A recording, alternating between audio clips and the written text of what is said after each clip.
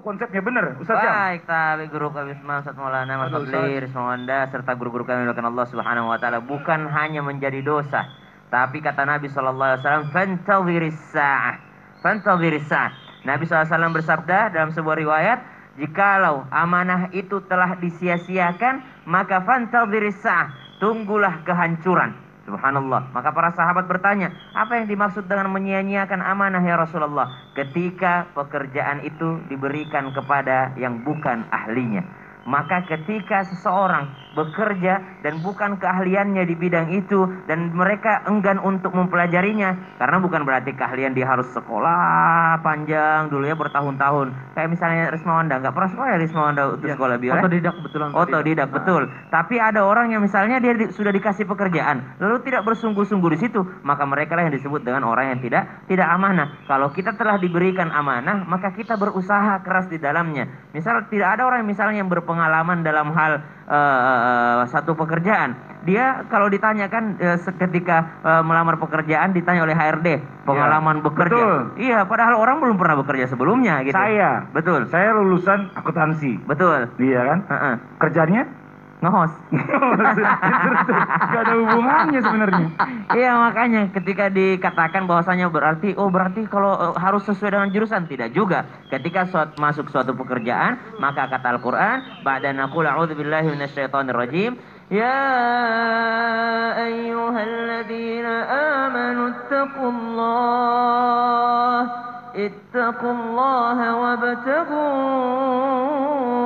ilaihil wasilah وجاهدوا في سبيله لعلكم تفلحون. Kata Allah Subhanahu wa taala, ibtaghu ilaihil wasilah.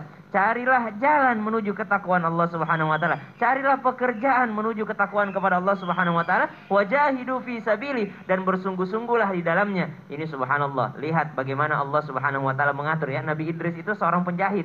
Nabi Idris ya pekerjaannya sehari seorang penjahit. Kemudian ada Nabi Daud alaihissalam, seorang pandai besi, subhanallah, dan juga sebagai seorang raja. Nabi Muhammad sallallahu alaihi wasallam, seorang pedagang, seorang pengusaha hebat. Maka subhanallah, masing-masing di antaranya bersungguh-sungguh dalam pekerjaannya, bahkan dinilai sebagai mujahid fi sabilillah jikalau mereka bersungguh-sungguh dalam pekerjaannya dan amanah di dalam pekerjaannya. Dan semua itu tidak akan pernah tercapai kecuali lillahi ta'ala. Bagaimana caranya kita agar lillahi ta'ala? Nabi Musa pernah bertanya kepada Allah Subhanahu wa taala, "Ya Allah, bagaimana engkau mengatur rezeki?" Kata Allah Subhanahu wa taala, "Lihatlah, tidak semua yang di atas kedudukannya itu biasanya mereka adalah orang yang lebih tinggi sekolahnya atau lebih tinggi ilmunya dibandingkan bawahannya. Banyak yang di atasnya itu seorang atasan lebih rendah pendidikannya dibandingkan bawahannya." Kata Allah, karena mereka harus sadar bahwa yang membuat mereka punya rezeki itu bukan ilmu mereka,